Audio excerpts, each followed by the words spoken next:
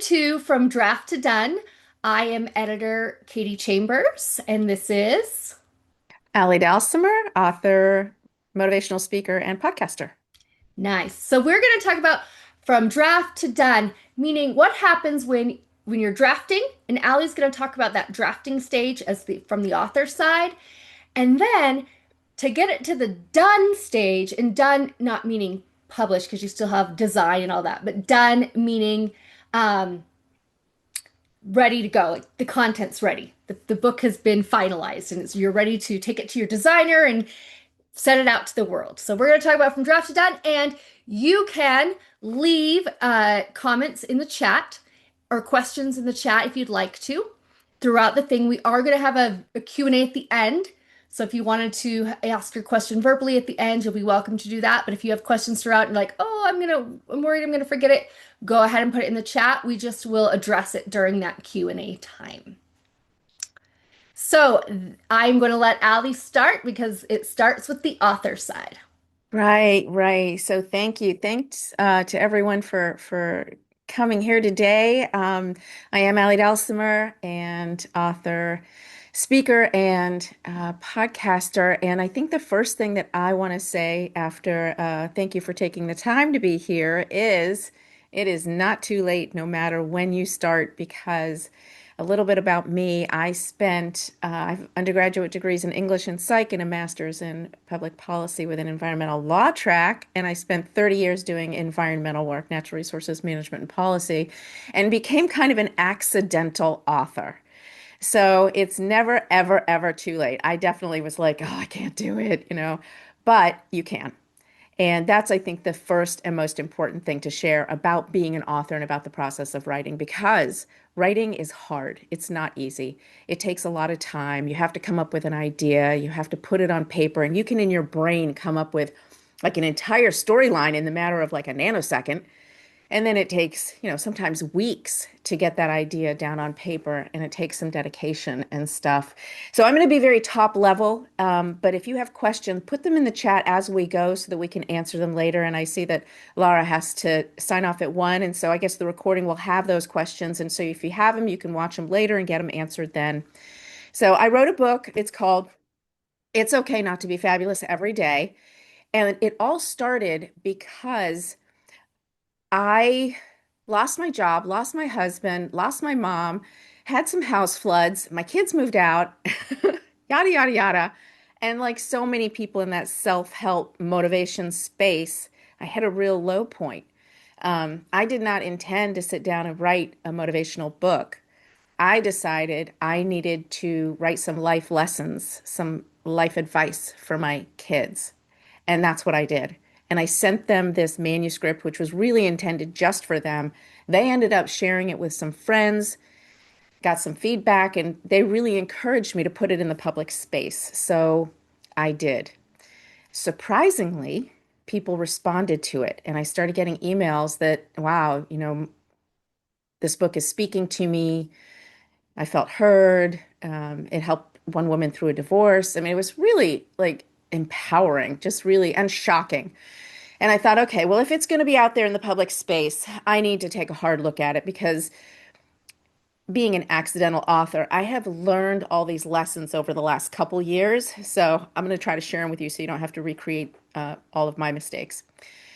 So I was like, okay, so I needed to revise the book. I needed to make sure that I added some introductory materials so I could position and tell people what exactly this book was. I added some ending materials, and I realized I needed to have it professionally edited. Even after I put it out, I found a typo, which was really annoying. Um, and I thought, okay, I've got to find a professional editor. And I'll talk briefly about that before I circle back later to it. Because there are three types of editors. There's developmental, there's line editing, and there's copy editing, which is finding typos and stuff. I didn't even know that. And so I went through a process of trying to find an editor who worked on nonfiction motivational books, because I was trying to figure out like who was the best match. And I ended up soliciting three, well, it was originally four. I identified four people, one of whom I quickly discarded because they didn't offer a sample edit. And I want to tell you right now, any legitimate editor is going to offer you a sample edit, which is just 1,000 words. It's not that much. And by seeing how they address that, you'll be able to determine if they match your style, your voice, etc. And I'm going to talk about more about that later. But basically, in terms of writing the actual book, my first point would have to be you have to have something to say. A lot of people want to write a book. 81% of the people in this country want to write a book, and they have sort of general ideas about what they want to write. I want to write about my family. I want to write about a trip to Europe. But they haven't like really narrowed it down. And the first thing I would say is really come up with your idea and also make sure you're passionate enough about it that you're going to pursue it, because writing a book takes a lot of time. You come up with your idea, you put your draft in, and so for instance, I'm working on a manuscript now. I wrote that thing in 5 months. It is now 8 months from the time that I finished it. I'm still working on it because it's an iterative process. It's back and forth, and I'm not ready for an editor yet. It is still on that internal phase. So make sure that you're willing to dedicate the time. Having said that, you can find the time if you really want. And also know that you can do it, right? Which is how I started. So I compiled my materials, I got my central core. The subtitle of my book is A Journey to Self-Discovery, and I didn't really flesh that out in the first iteration. So I really fleshed that out in the second so that I had a journey and an arc. So I knew what I wanted to say, and I was able to convey that. Now, just in terms of actual sort of functional process, one thing I've learned recently is that fiction is an entirely different animal from nonfiction. I was like, because I've written a ton of stuff through my, decades of work. I've written a ton of stuff, and I was a professional editor. All of it was nonfiction stuff, right? So, in learning how to do fiction, it's like drinking from a fire hose. So you can't, for example, since this is all about the editor relationship, you can't think that just because you're going to do well in one genre that you can use the exact same process, the exact same editor, the exact same techniques that you used in another process. Um, so functionally, wrote my draft, read it through, take a step back, clear your mind for 2 or 3 days, read it through again, and then, especially if you're writing fiction, print it out. Print the document, because when you read a document, when you read a manuscript online, you find completely different things than you do when you print it out. Your eye, for some reason, looks at it very differently. And this isn't just me. This is something that I've learned, because another thing I learned is you really need to join writers groups, both online and in person. It's so important to work collaboratively with other authors. And at first I was like, no, I want to write in a vacuum. And I got invited to join a bunch of different writers groups. And I was like, I don't want to sit around. I don't want to go to a writing retreat. I don't want to sit with 20 women in a room and write. That's just not what I want to do. Or I don't want to sit with a bunch of guys who are writing about World War II. This isn't my thing. But I did find a writers group that worked for me. And I would say find a writers group that works for you, because that collaboration and that feedback is super important. Caveated with grow a thick skin. Because if someone's going to tell you, wow, yeah, this sucks, you need to be able to say, okay, my writing sucks. This is not a personal attack. This is just my work. And then ask why and try to make it better. And that's really critical. And the thing that I have really learned is a lot of people take their writing very personally, especially if they're writing about something that is personal. You're writing about an experience. You're writing about your family. You're writing about a passion that you have. If someone criticizes that, you're going to feel attacked. And it's so vitally important that you separate yourself from that. In terms of the actual logistics of writing, so in this podcast that I co-host with my son, it's called So What's Your Process? And we talk with creatives from all fields about what they do and, more importantly, how they do it. And we've had a couple different authors on. So there's this one author, Robert Blake Whitehill, and he came on. He's like, well, I sketch out my ideas, and I know, I have my outline for the beats, the main action points.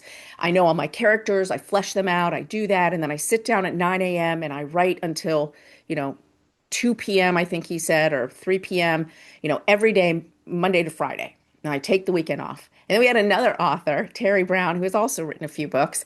And she's like, I'm a total pantser. I don't know what I'm going to write. I get a flash and I just sit down and I write. And I write 10, 12, 14 hours a day for 3 or 4 days. And then I don't know what I'm writing anymore. So I go walk on a beach and I just go do something else.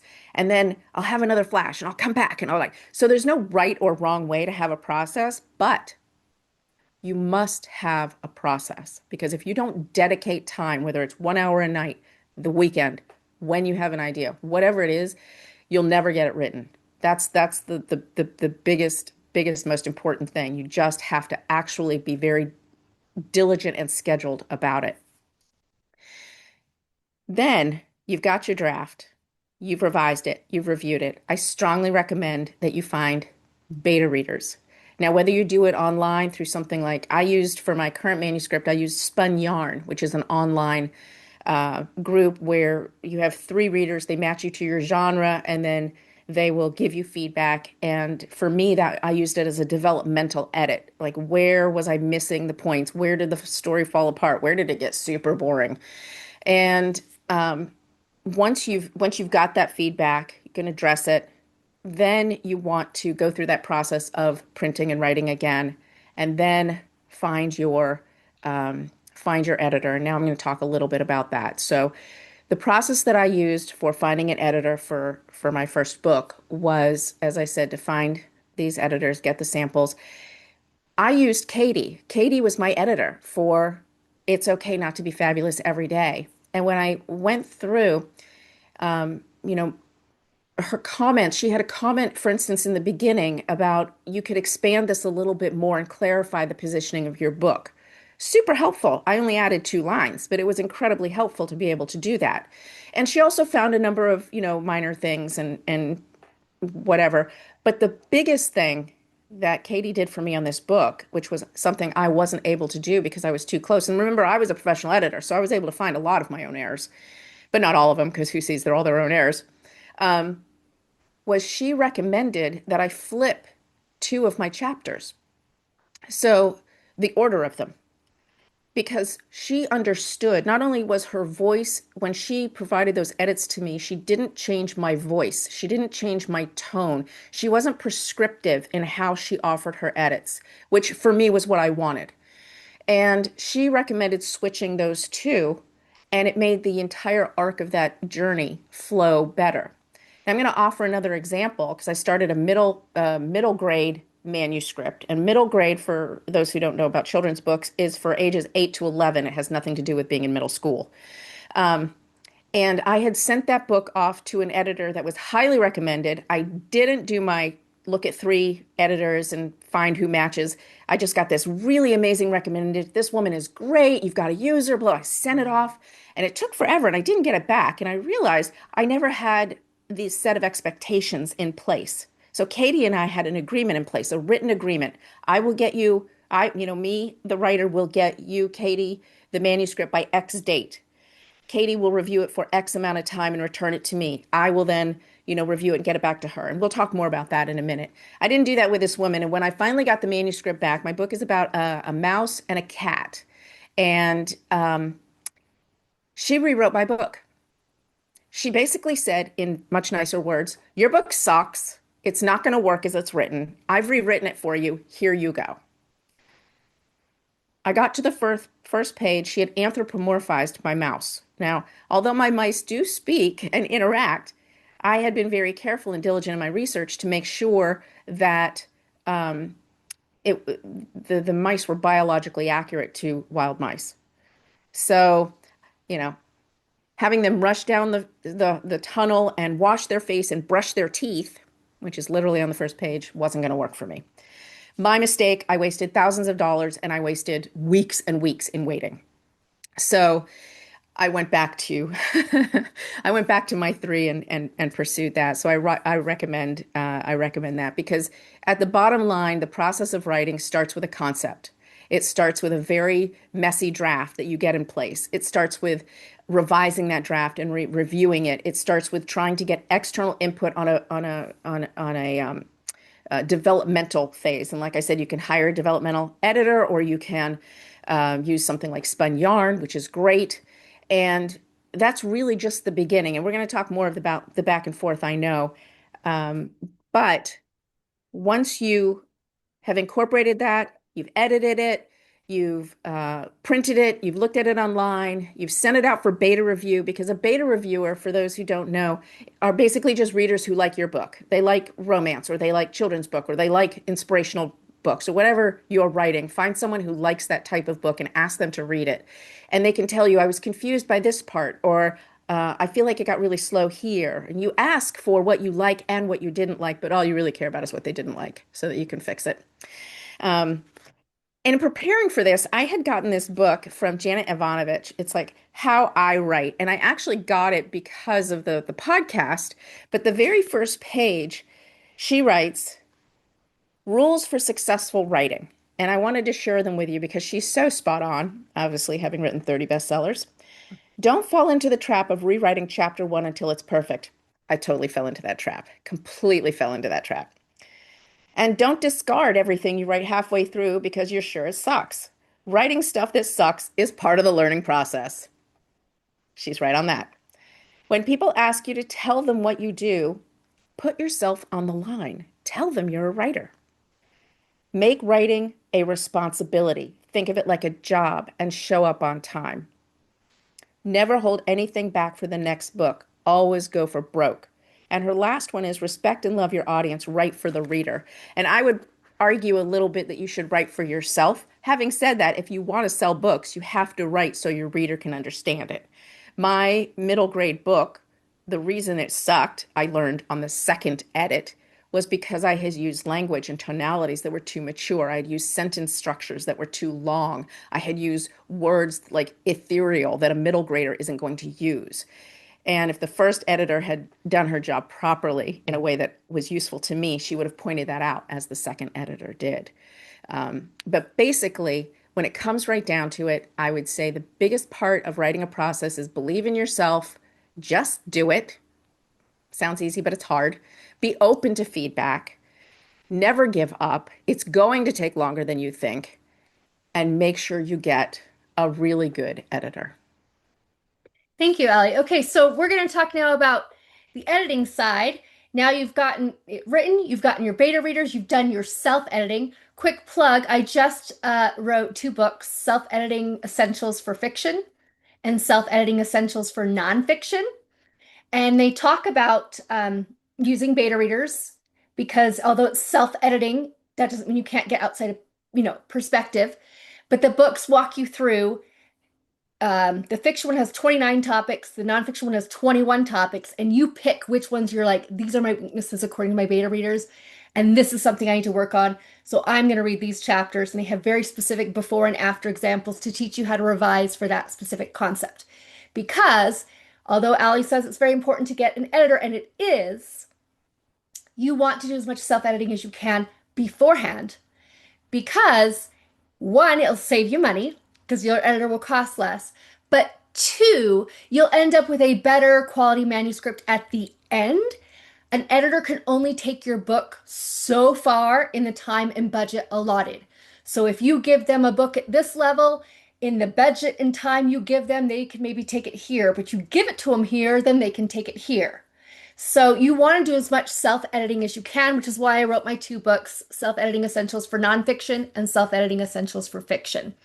They're on sale right now for 99 cents. Um, I actually did not print out my book. Before I talk about the other side, since I've written, I want to briefly talk about what Ali said on the author side.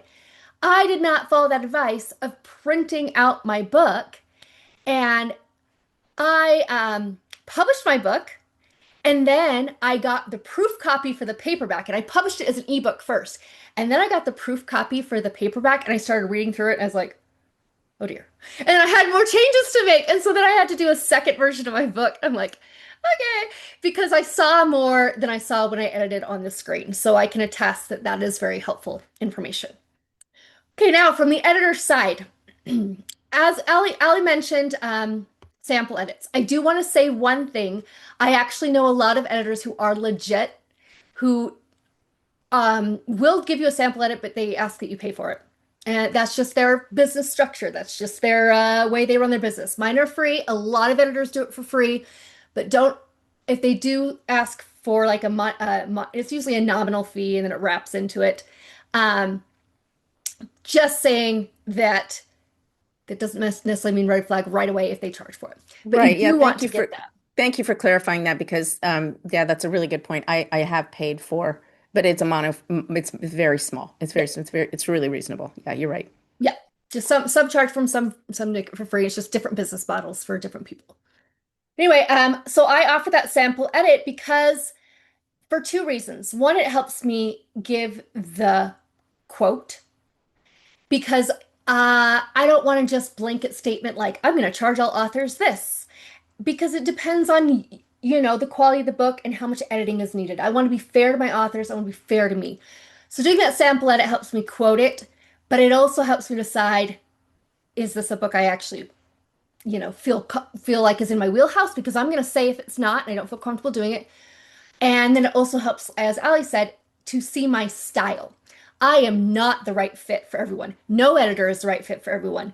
Authors have preferences. Editors have styles. I'm kind of a bit more hands-on, and there are some authors that would be like, by the amount of touching of the manuscript I do. As Ali said, I do try to keep their same voice, but if it's an awkwardly worded sentence, I reword it. Some authors would prefer that you just write a comment and say, "Hey, this sentence is awkward. You can fix it yourself."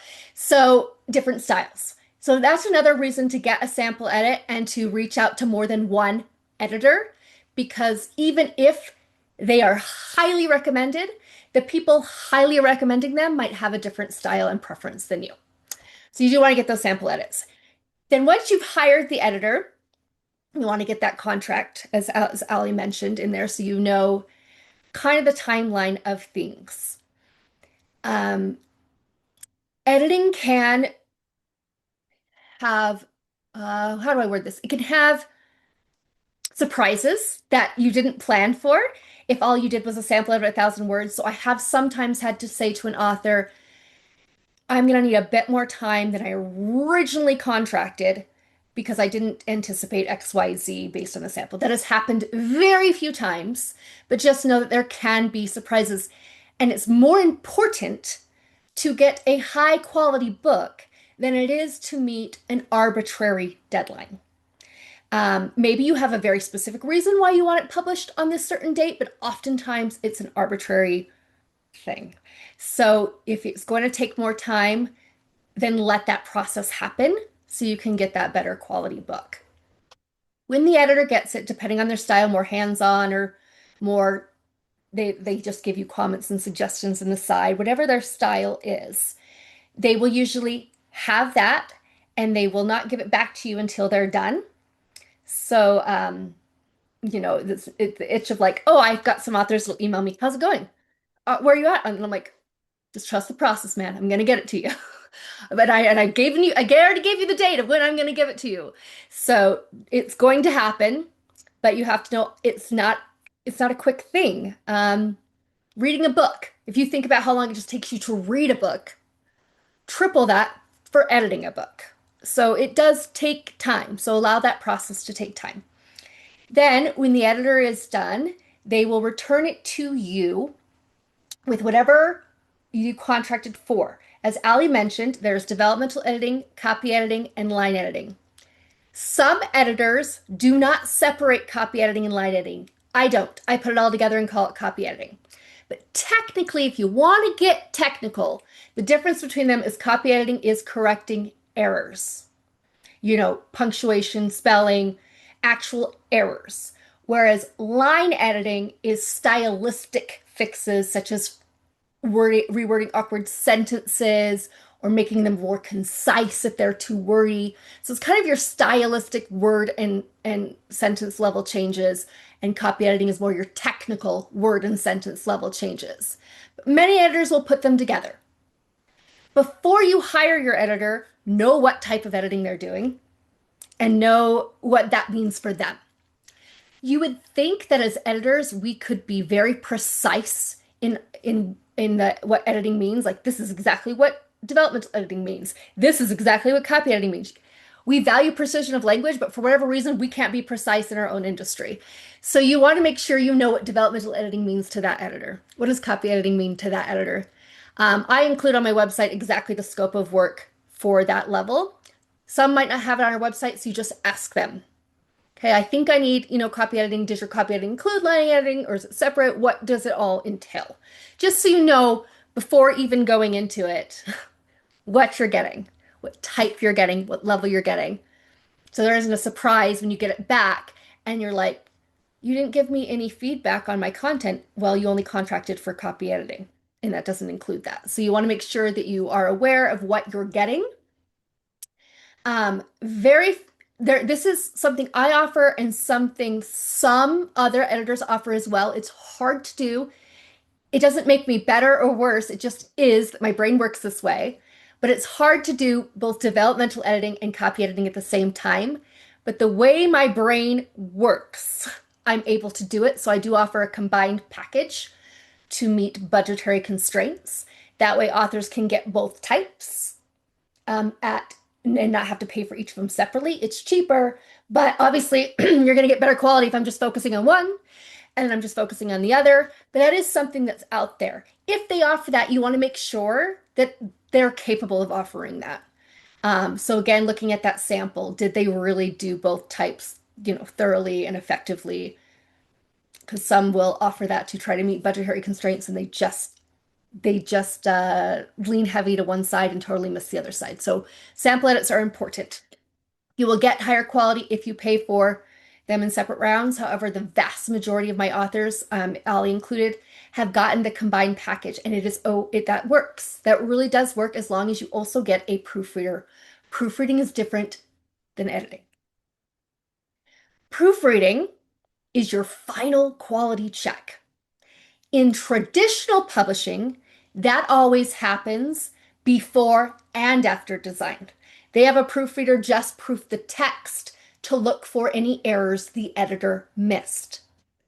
Then after the design, they have the proofreader check again for additional errors they might have missed the first time they proofread and for design errors that were introduced in the design stage. Now, indie authors often cannot afford to do, since you're paying for it yourself. Publishers are, you don't have to pay for your proofreaders, right? The publisher is covering the costs. That's why they can do that process. In the indie world, we still call it proofreading, but technically, proofreading means page proofs, like you've got the design and you're actually proofreading on the design. But in the indie world, authors can opt to have the proofreader come before design or after design. Or if they have the budget, both. There are pros and cons to both choices. The pro of having it done right after editing and before design is you can get it scheduled because your editor knows when they're going to be done and they can get it off to the proofreader easier than you can trying to figure out when the designer is going to have it back. So it's scheduling, it's easier to schedule. Two, it's cheaper. Proofreading after the design is a little bit more expensive because then they have to, not only do they make the proofread edits, but then they have to go into the design and actually change them in the InDesign program. So it is a little bit more expensive after. So that's the pros of doing it before. The pros of doing it after is you've got a professional also checking that there's not design errors.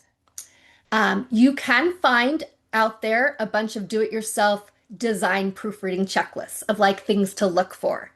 Are the running heads where they should be? Are there any orphan, which is like one little line of a paragraph that's like left on a page instead of on the next page?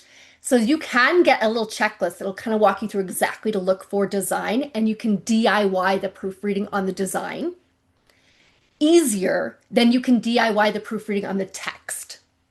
So if you're going to DIY any kind of proofreading, I would do the design one, because as a text-based one, you're too close and your editor is too close to see the remaining errors. People do say, hey, I can both edit and proofread your manuscript.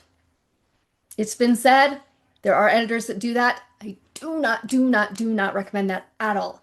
Your proofreader should be a different person than your editor. I, as an editor, have already gone through the manuscript multiple times when I did my edit. So for that reason, I now am close to your manuscript and am blind to the remaining errors, just like you as the author are blind to the errors because you cannot read it from a reader's perspective. You know what it's supposed to say.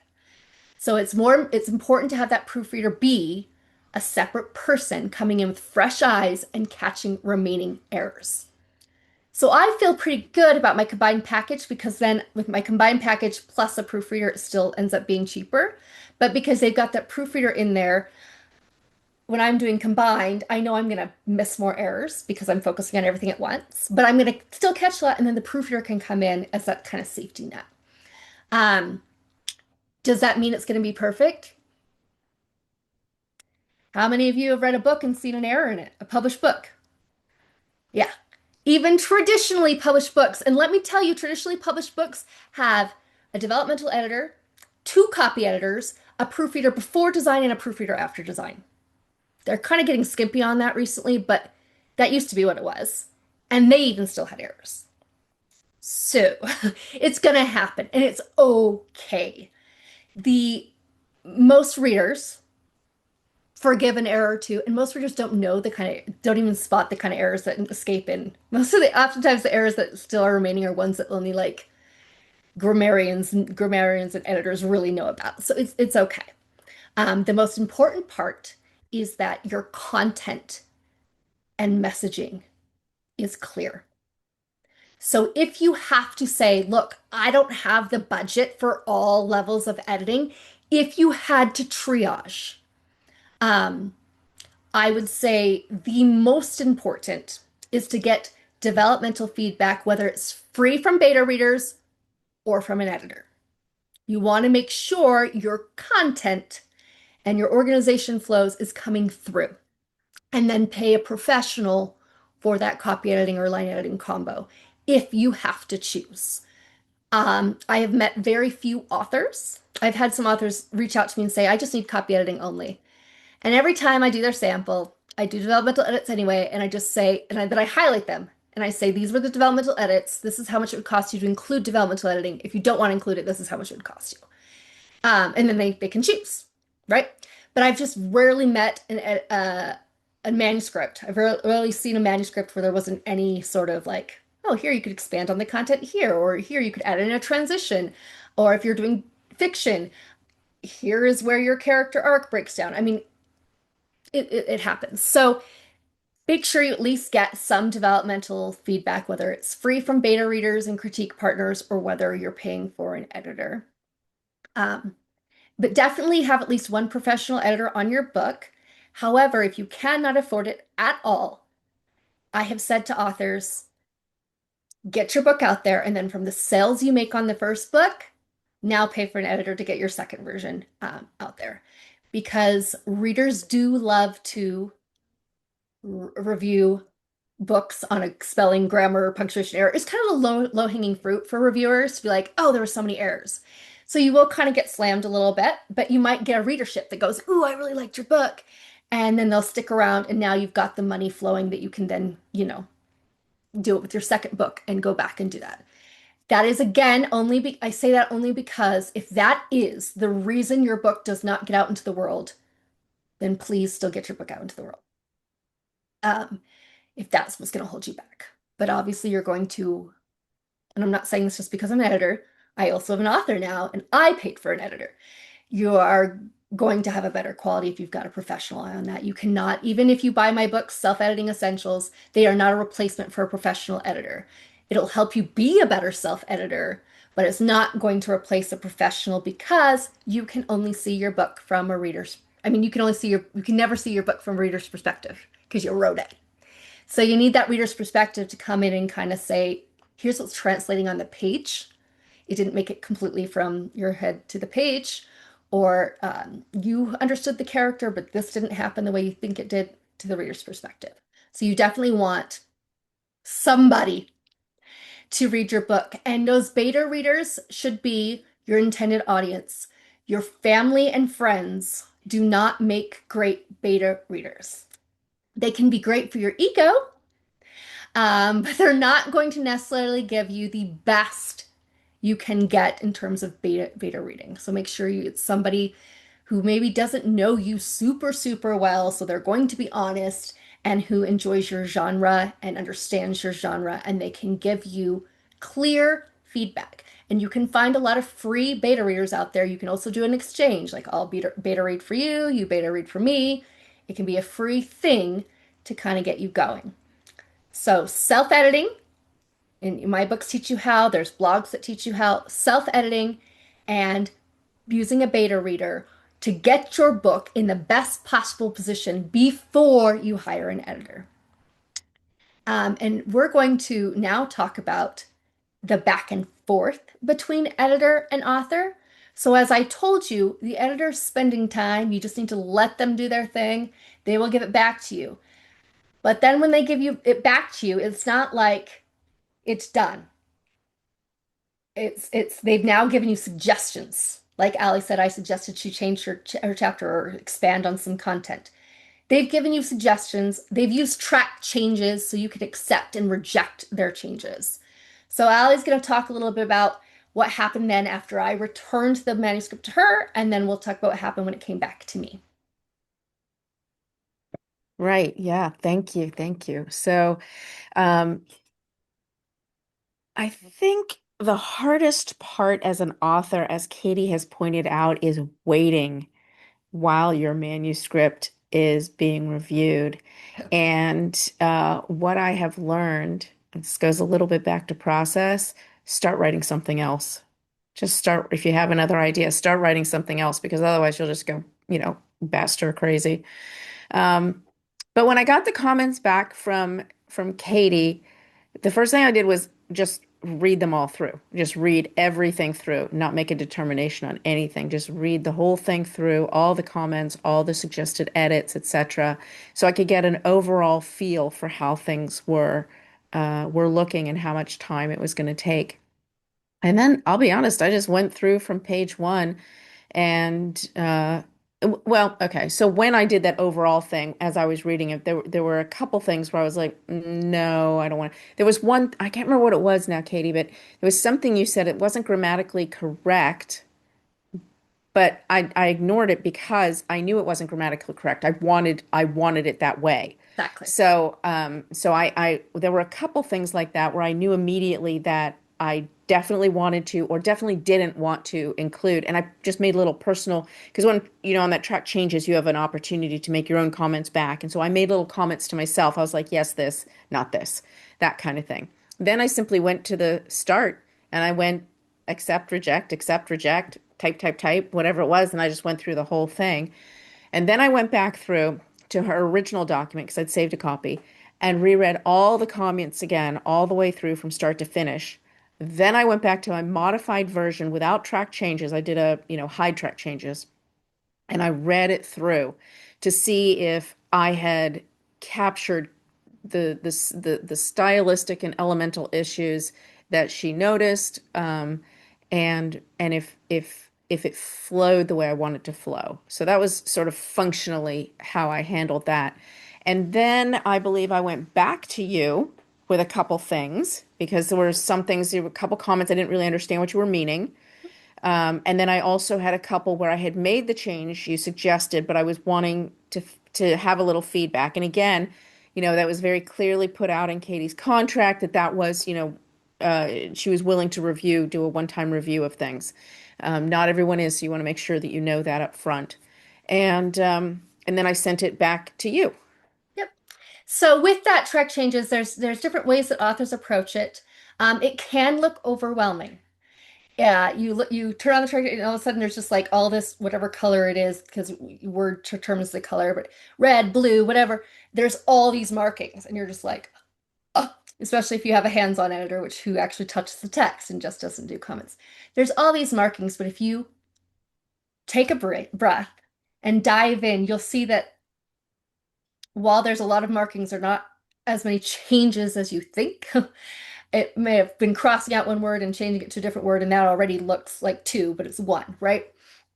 And I may have rewritten a sentence. It was just easier to rewrite the thing, but I actually used most of your same words. It was just easier to rewrite it than to like put in the word here and the word here. So you'll see as you look in that it's not as scary as you think.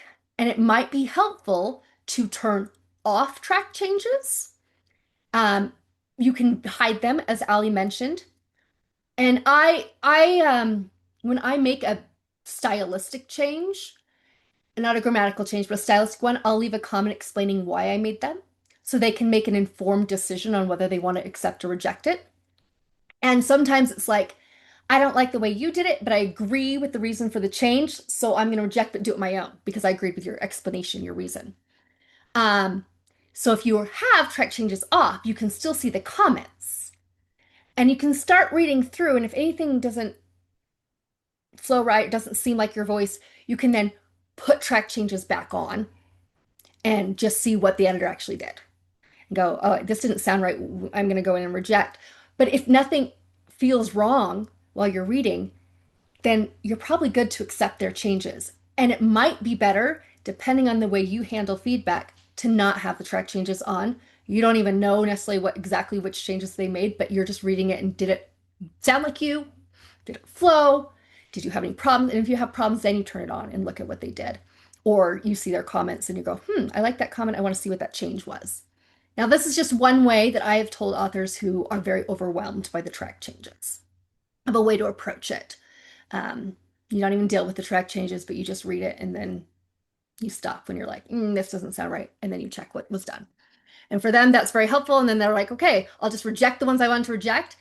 And they don't even have to accept the rest. I'll just accept all when it gets back to me if they want to not deal with it as much. But that's important that you reject the ones you want to reject. Sometimes, as I mentioned, you may want to reject a change, but you agree with their reasoning for it. So you reject it and then write your own version. Like I might have written in a transition between these two paragraphs because the ideas didn't connect as well as you thought they did in your head. They didn't connect as well on paper, but you didn't necessarily like the transition I used. Totally cool. You reject that and then you write your own because you realize, yes, the transition was needed, but mine was just like an example of an effective transition. It wasn't like, you must use my wording. I don't care. It's just the teacher in me wants to at least provide an example. If I just say, put in a transition, some people might just write however or next. And I mean an actual effective transition, so I model what it looks like. Um, One thing I really liked, Katie, during that process was in the track changes field, being able to respond to you. And sometimes it was simply like, oh, I like this, or sometimes it was like, I don't really understand, or sometimes it was like, tell me what you think of my rewarding. And so I found that using that track changes as a written means of communication was yes. one of the things that I really liked about how you and I interacted. Yes, because you have the comments on the side. Like I might have explained the reasoning for my change, and you Hmm. might not understand my reasoning. I mean, I'm doing my best to word it, but it's I don't know how it's going to read to you. Maybe the way I worded it didn't make sense to you. And so then you Right. write back in the comment, can you clarify further? Absolutely. And like Ali said, some author editors don't see the manuscript again. They give it to you and they're just like, if you want me to see it again, you pay for another round. And that's fine. That's a business idea and a practice, and that is very standard. That's not a red flag. That's fine. But I know that with the amount of editing I do and the hands-on changes I do and the amount of suggestions I make, especially with developmental editing, like expand your content here. Well, if they actually add those two sentences, what if now those have errors, And they didn't get professional eyes on that. So I think it's crucial that I see it again. So I offer, if you want a full pass, then you will have to pay for it. But if you just want what I call a cleanup pass, it's part of the initial quote. And that cleanup pass is simply, I edit now the additional material you added in between rounds, or I edit anything I couldn't edit until I got a response to you. Maybe I had a question because I was confused about something and I needed you to answer it and kind of clarify something for me before I could edit that section. So I'll do those. I'll edit anything new and then I'll edit anything I couldn't edit without. And then I'll read your comments, your responses, and they'll, oh, you didn't understand this comment? Let me clarify what I meant. And now you can make that change and then, of course, send it back to me because it's a real quick thing, right? Because you just didn't understand that comment. Um, but I have had authors do this. I give them their edited manuscript back, and not only do they incorporate my suggestions, but they decide to rewrite 4 chapters. They decide to add 2 more chapters. They decide to self-edit 10,000 times again. And then they want me to just do a half-pass cleanup round. I'm like, I'm sorry, that is going to cost. That's going to be another full round. Like you have changed the manuscript to the point where I actually need to edit this all over again. So that's why you want to self-edit before you get it to them. Feel like it's a good confident place before you give it to them because you don't want to fall into the trap of perpetually editing. When your editor is done, there's still going to be things to edit for. Didn't mean your editor didn't do their job. It just means a book can always be made better. Writing can always be improved. You can sit and tweak one sentence for 5 days to get it perfect. So you have to just accept it is good enough and not do that because it's going to cost you. It's going to cost you Yeah, your but level of that's a edit. really good point, Katie, because I mean, I think that's something based on the other authors. I've spoken with a lot of other authors now, and I think that that's and certainly something that I did, which is you think you're ready before you are. You really do. And James has said he's written several books, and I'm guessing you may have experienced this as well, especially with your first book.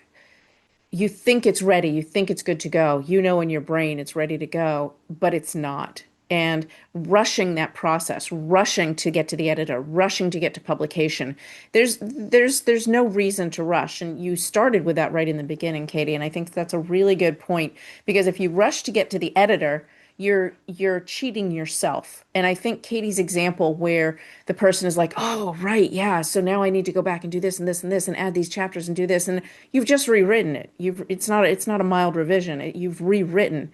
And that's that iterative part that you really needed to go through. And James also mentioned how important it is to read the book aloud to yourself in addition to reading it on screen and printing it out. And I actually do that. I have Word has a feature where it'll read it to you. And I use that, but he also recommends reading it yourself. And if you have the patience and stamina for that, I think that's great. My current manuscript is 110,000 words, and I do not have the patience for it. If you have a But friend who's willing to read it out loud to you, I want to meet that friend. yeah, right. Yeah. My professional reader friend. Yes. Um, but yeah, but he's right, and you know you that especially when you get to that point, just and it's so important also to walk away from it because it's like those psychological tests where they show you a circle that is 96% complete and you see a whole circle because your brain fills that last little bit in. It's the same with writing. You've seen it so much. It's so important to take a good long break, whether you're good with a couple days or whether you need a couple weeks, to walk away from it and then try to read it with fresh eyes or listen to it with fresh ears. And you really want to hold off sending it to an editor until you really genuinely feel like, okay, we're good. And other eyes have seen it. At least 3 or 4 sets of other eyes have been on it. Yes. And don't be offended after you've done all that when your editor still has things to make. Because in your mind it's good, great. But again, you didn't have the reader's perspective. But if in your mind it's completely ready and you know you've taken the time to self-edit and get feedback, um, then yeah, you don't want to get caught in the self-editing, the perpetually editing trap. I have had an author be in contact with me for 2 years now, and he still will not send me his book because he keeps saying, "Oh, now I need to do this." And I'm like, eventually, you do have to send it off to the editor, and they are going to have feedback for you. But the better shape you get it in before the editor, the better shape it'll be at the end. And that's the main reason why I wrote my books, honestly, because we're taught how to write, but we're not necessarily taught how to edit, and they're two different skills. They're related, but they're two different skill sets. So just because you can write doesn't mean you can self-edit. And even editors sometimes don't even know how to self-edit. That's a different kind of editing. Which is again why I wrote those books to help out because I do want you to get your book in as best as you can get. Um, and if you know in your contract that your editor is going to see it again, like I do, um, I then send it back called the final, and this is now, I have literally, I'm done. This is the end of the contract, unless you asked a clarifying question, hey, what does this edit mean? And I explained, and then now you fix it, and then you send it back to me to just check it. Totally cool.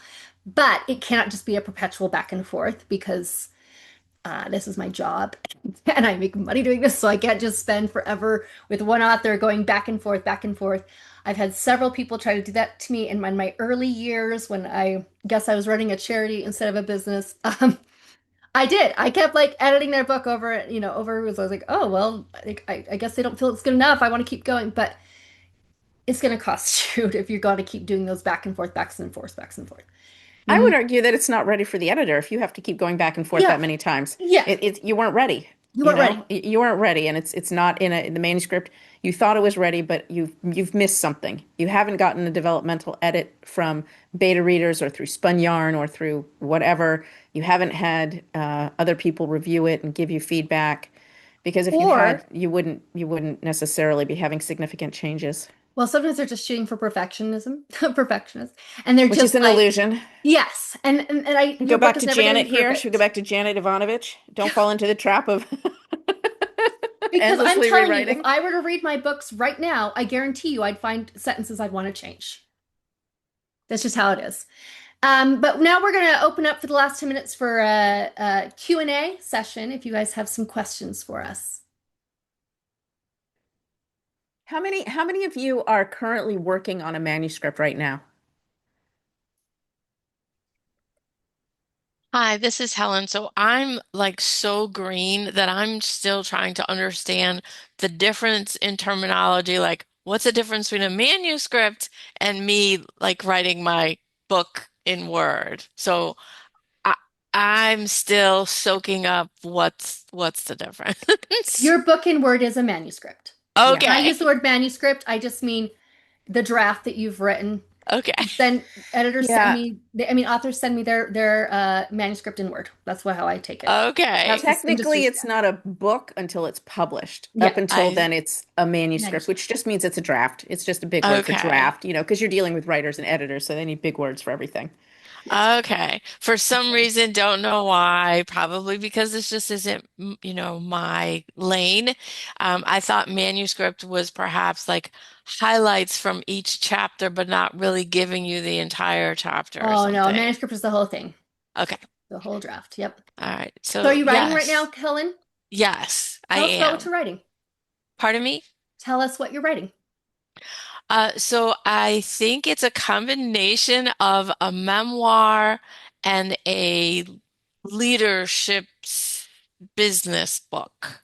Okay. So it's a memoir, and each chapter has a playbook um, to help someone with leadership skills. Right.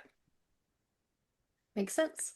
So Thanks. I would offer you, based on my drinking from the fire hose here, that you really, before you send it to an editor, you need to know very specifically what your genre is and what your subgenre is. You need to be looking at books that are comparable to yours. You can just search on Amazon or Goodreads, um, to find out how they categorize their books and look at the Okay. ones that have done well. Look at the ones that are successful. I didn't do that when I first put my book out. And as a result, my cover was all wrong. People thought it was a romance. It was not. It's a self-help motivation book.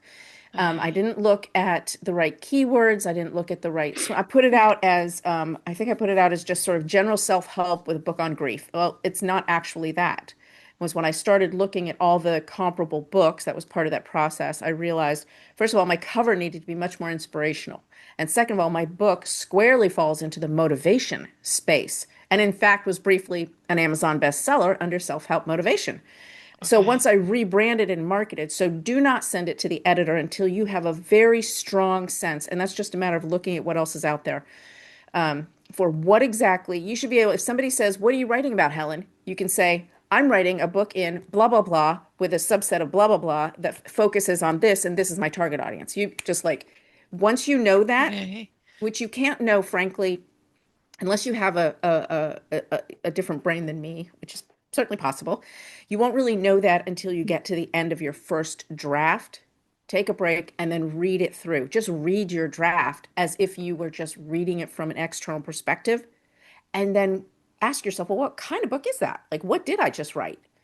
And then look at the comps at that point. And I think you'll get a much better sense, which will set you up for your first round of revisions, your first of your endless rounds of revisions, not endless. But there will be, I think I've done 6 full revisions on my manuscript at this point. And I have one more to do, and that'll be when I get the beta reader feedback. Okay. But you know, it sounds like you've got a really good concept. It sounds a little to me like it's either going to fall into leadership or into self-help. The memoir aspect of it might end up coming out. It really depends how you end up emphasizing and organizing the content. And you Okay. won't know that until you've got the draft in place and read it with fresh eyes. Ellen, Okay. I will tell Thank you you. this. It's a very popular thing to combine a memoir with self-help, but it's also a very big thing for editors to say don't do. A lot of editors will say, like, don't do that. But here's what they mean. Let me clarify. Okay. The problem is memoir readers and self-help readers are different readers. Like they have Correct. different wants and needs from a book. So Okay. if someone loves memoir and they see your book marketed as a memoir and they read it and they're like, this isn't a memoir to me, I'm being taught something. People who are memoir readers don't want to be explicitly didactically taught something. They just want to read from someone's life and then imply and infer the lessons themselves. Right. Okay. People who are self-help readers want to be taught specific things and don't Hmm. want to read too much memoir story. Right. That Okay. is why while it's a very popular trend, that's why a lot of editors will discourage it. It can be done, but only if done effectively. And that means that you make it the easiest way to do it effectively is to make it a self-help book and just have a few anecdotes from your life to support the self-help, but make the vast majority of the content self-help. Yeah, and I think that's kind of what I meant by when you get to the end and look at the comps, because the truth is Katie's exactly right. You can't market the book. No one's going to know. They're not going to buy it because they're not going to know what they're buying. So look at the comps, see what's close, see what has sold and done well, and then pick your category. And then it's Okay. okay to have subcategories. It really is, because then people are aware. But what is the overall you need to identify your target audience. Like you have to identify who is going to read your book. And every book, yes, can be read by everyone. Everybody thinks, oh, my book can be read by no. Because if you think about the books that you read, do you read every book?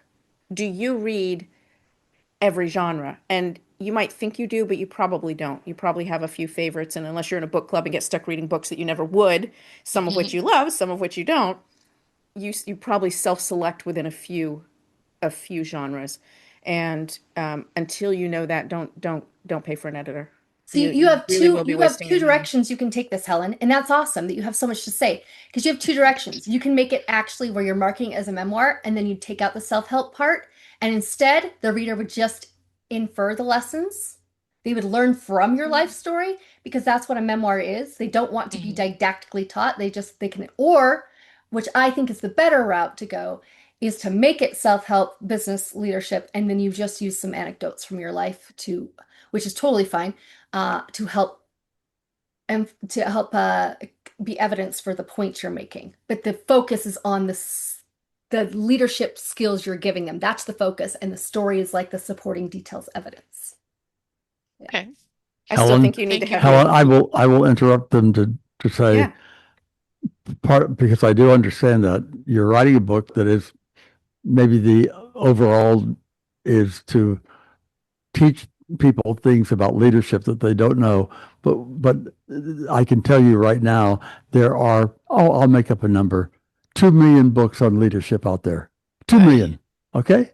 Okay. So what might make your book more memorable are the stories you tell in it, and Exactly. therefore that becomes your memoir. I Mhm. mean, it's not that the book is here it is. I want you to know that I've had this terrible, terrible thing, that I had brain cancer when I was 3 years old, and then I was in a plane crash and da, da, da, it's the whole story of your life. And Right. that's what it is. That's pure memoir. But in this case, you're saying these are the things that happened to me and what I learned from it I Yeah. can now share that with you.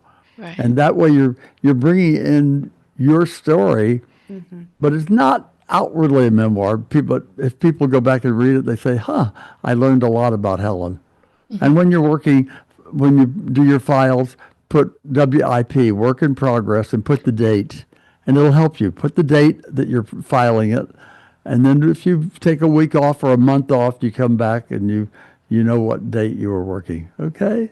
Okay. Thank That's All a you. right. really good point, and it Thank you. triggers a thought, James, because I actually have done this. I'll work on a draft and then I'll decide I want to take it in a different direction. And you never want to throw anything out, right? You No. never want to rewrite, especially with this automatic save thing, which annoys the heck out of me. Um, Copy the document, save it with a new name or a new date, and then Mm. you can explore an alternate way to work things or write things. And then, I've done this a couple times. And then one time I was like, yeah, I'm going to keep doing this. So I kept on with the draft. Another time I was like, this is just not where I want to go. But I was able to go back to my other one. I hadn't overwritten it.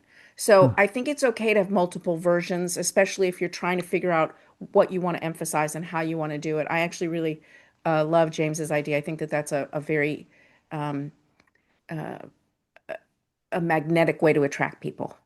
I I'm agree. glad I left you with a good idea, and I've got to go right now. No, you're good, Okay. Nice, James. Thank nice you. seeing you, Thanks, Katie. James. Bye. Yeah, Right. you too, Thank James. Bye. you. Thank Bye. you. So Helen, one way to frame that would be to just at the beginning of the chapter talk about the leadership principle, and then you have your story. Because the problem is if you it's all story and then we get the leadership principle at the end, which is what most people do when they're trying to combine it. That's what's going to be hard for the readers because they're like, I'm reading a memoir. Oh, now I'm getting some self-help, and it just your readers are tugged on Yeah, like what they want. But if you right. frame it, you start off the chapter with self-help like content and then you use your story as the evidence and then you end with that, then that's easier. Yeah. Your leadership point followed by an example or something. Yeah, Yeah, that's a exactly. good way to do it. Andy, what So about you? Are you writing? oh, Oh, sorry. sorry. No, that's okay. I was going to share kind of trying to be transparent and learning all at the same time, right? Taking everything in today, those big bright eyes, deer in the headlight. Really, in listening to all of you, I can tell you that I'm actually leaning more towards memoir and not focusing as much on leadership. Okay. Because if I think about what's what is it I'm really trying to say? I'm really trying to tell my life story. I Okay. really am. I don't have parents that are alive. I don't have children. I don't have grandchildren. So I'm really more trying to tell my story. And because I became a leader, despite my story, is what prompted it. But I can tell you it's really my story that I'm more interested in. So when I think it was Katie, I think, that said, if they're reading from my story, they don't really want to be taught something, then honestly, I'm good because I was trying to create this playbook at the Yeah, you can end. just take that out and they So can learn now I that. don't have Well, to I don't really Memoir know. create. memoir readers often like they that's the thing. People have the memoirs that sell and do the best are are not their whole life story. It is a theme from their life. It's a I'm trying to highlight this theme in this lesson, but they're not coming right out and saying the moral of the story is or the lesson is, and I'm teaching you the lesson. But Right. they're telling that slice of life from their story. Hmm. Um, but it's a slice of life, not I was born, this was then what happened to age, this age, this age, but more of a thematic story that takes in how they became a leader. And there's your theme. Yeah, but here's the thing, Katie, and I think, when Helen's talking, I love the concept of a memoir where, if I read a memoir, I actually do want to learn something. Yeah, I want to hear about the person's Oh yeah, life, they but I want to want learn, to but I just mean they don't want I to be want didactically the taught I want the so what of it. Like, what have you learned? You've it. become this leader. So what are the lessons that you have learned? Because then if I read a memoir, I want to learn. There's two reasons I read memoirs, and it depends who I read. One is I want to, I read Winston Churchill's book years ago because I wanted to learn about Winston Churchill. But Right. mostly I read memoirs because I want to learn from the experiences of Yes. that person.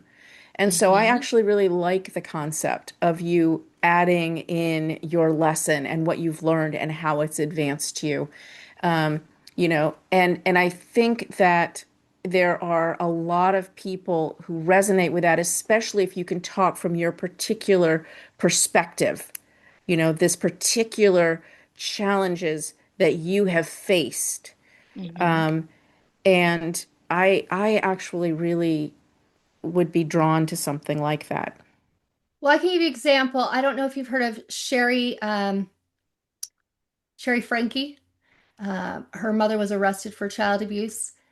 She has grown a lot and learned a lot as a person, but her memoir doesn't come right out and say, like, she doesn't tell a story and then go, and here's how you can learn and apply it to your life. And that's what I mean. Like the whole like didactic, I've told you a story and now here's the action steps I want you to take and the self-help lessons I want you to learn from it because that usually doesn't appear in a memoir. You don't usually have like a action step list. Like here's some, and that's what I usually get when people are trying to do the crossover. It's like here's my story, and then at the very end, here's a checklist of action steps. Now apply that to your own life. And most memoir readers do not want that. They do want to learn from the person's experience, and they want to see how the person grew.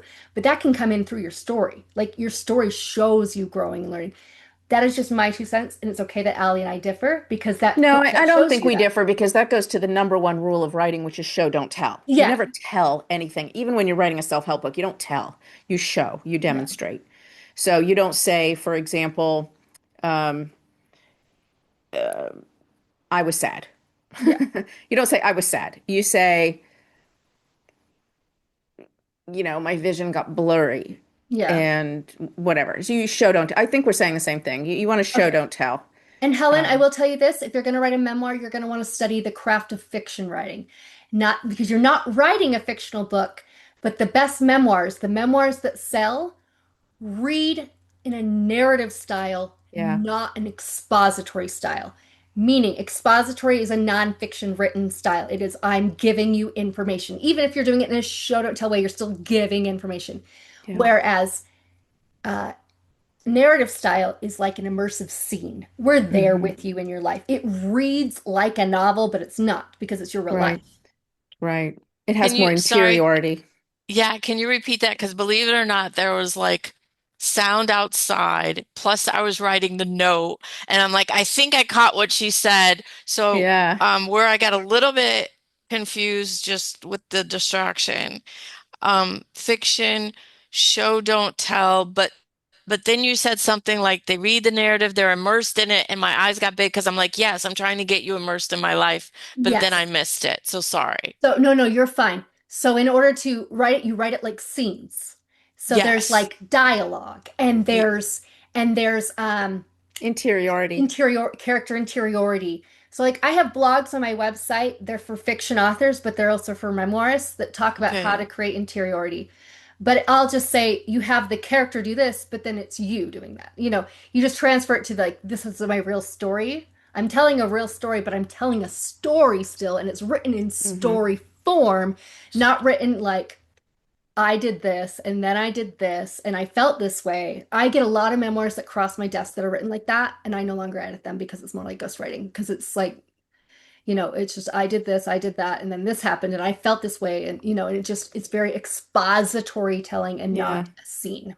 And look up the top 20 or 50, whichever you prefer, words not to use. Because words like felt, saw, you don't want to use those words if you can avoid it. Yeah, those are interior, those are like telling that you felt this rather than showing. But Yeah. yeah, anyway, we are past the mark. So Helen, I'm happy to answer more questions. I'm sure Allie will too, Oh if you yeah, have more absolutely. questions. But I'm so excited for your work, actually. I really hope that it comes together. It looks like you're pretty far along. So, yeah, keep us in mind. Oh, absolutely. This is first time, so I really am doing this blindly. Like I really don't know what I'm doing, but I want to do it anyway. Mhm. So I'm not seeking perfection, but I don't want to embarrass myself. So that's kind of where my head is at. If I can create something that's impressive to most people and leaves a lasting impression where people say, I can't even believe this person's still alive. Like, kind of that, like if they just, I hope they latch on to my story and almost feel like it's unbelievable, but yet when they read it, they can tell, no, this, I can tell she didn't make this up, Right. Mhm. right? Sounds So like you have thank a you powerful both. story. Yeah. I think so. I mean, I admit I want to just tell you one name of a chapter. That's all I want to do. Yeah, I'm go just for it. sitting here with you. And of course I'm trying to figure out like which chapter, right? Because I have 14 chapters, and the concept behind that is my foster father died when I was 14. So that's Uh-huh. the thought process behind having 14 chapters. Um, so one chapter is a full-blown DNA party. I love I that like it. title. Nice. See, that's Yeah. creative. You've already got the creative writing spirit in you. And so if you just study some craft, some fiction writing craft, you can do it for sure. Thank you. Yeah. Thank you. And thank you for letting me at least throw that out there because Yeah. that's how I'm approaching this is trying really hard to be creative and yet tell tell my story because I don't think most people live through the things that I have. Well, I'm sorry to hear that, but Oh I'm no, glad you no, have a powerful story. not in a sympathetic way. No, trust me, I love my life. As in a Okay. celebratory, you But made it it's kind of way. yes, Yeah, I get yes, you. I get you yes, 100%. yes. Gotcha. Yeah. Okay, well, thank you for joining us, Thank you Helen and both. Andy, and have a good rest of your day. Thank Yeah. you. Thank you so Bye. much. Bye.